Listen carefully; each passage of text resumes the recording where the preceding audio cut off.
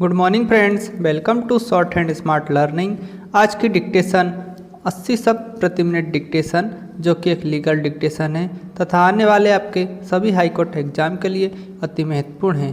तो डिक्टेशन को लिखिए और साथ ही इसका ट्रांसक्रिप्शन भी ज़रूर कीजिए। साथ ही हमें कमेंट करके ज़रूर बताइए कि आपको डिक्टेशन कैसी लगी, और डिक्टेशन की PDF के लिए हमारे व्हाट्सएप ग्रुप को ज्वाइन कीजिए और हमारे चैनल को सब्सक्राइब कीजिए, ताकि आपको इसी तरह की डिक्टेशन रोज़ प्राप्त होती रहे।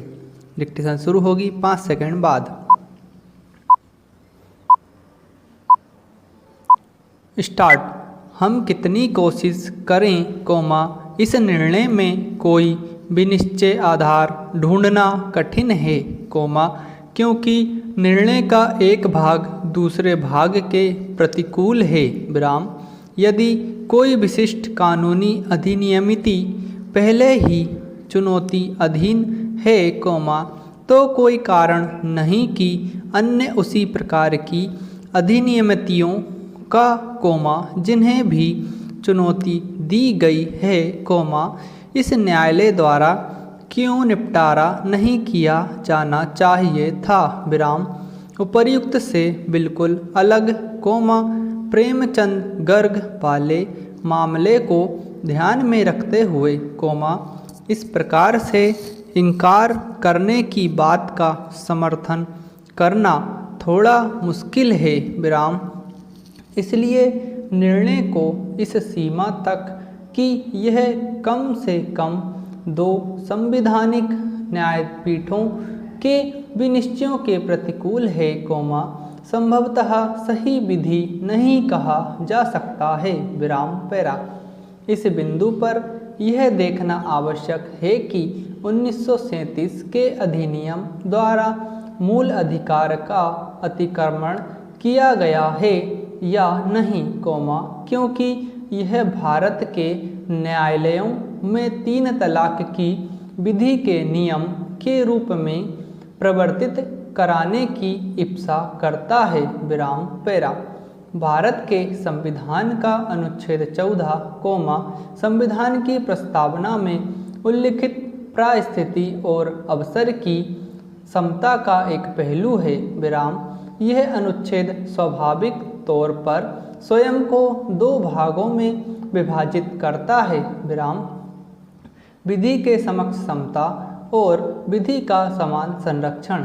इस न्यायालय के निर्णयों में इस तथ्य को निर्दिष्ट किया गया है कि विधि के समक्ष समता की धारणा यूनाइटेड किंगडम की विधि से प्राप्त की गई है, और विधियों का समान संरक्षण संयुक्त राज्य अमेरिका के संविधान के 14वें संशोधन से अपनाया गया है, विराम।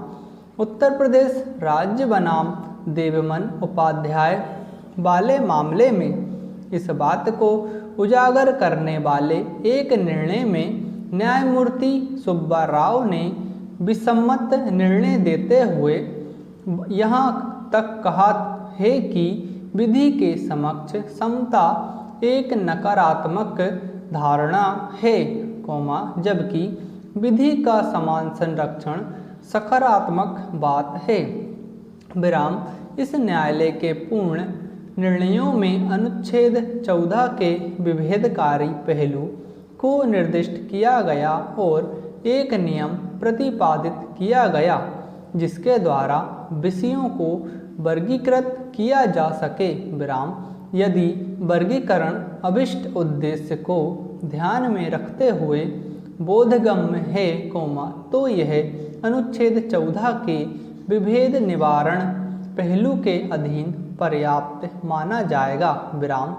लक्ष्मण दास बनाम पंजाब राज्य वाले मामले में न्यायमूर्ति सुब्बा राव ने पुनः विसम्मतकारी निर्णय देते हुए चेतावनी दी है कि वर्गीकरण के सिद्धांत पर अत्यधिक जोर देने या वर्गीकरण के लिए कोई आधार ढूंढने के लिए व्यग्र और सतत प्रयत्न करना इस अनुच्छेद को इसके सम्मानजनक मूल तत्व से धीरे धीरे और अति सूक्ष्मतापूर्वक वंचित कर सकता है, विराम। उन्होंने वर्गीकरण के सिद्धांत को न्यायालयों द्वारा उक्त अनुच्छेद को व्यवहारिक सार देने के लिए प्रतिपादित एक सहायक नियम के रूप में निर्दिष्ट किया है। विराम पैरा।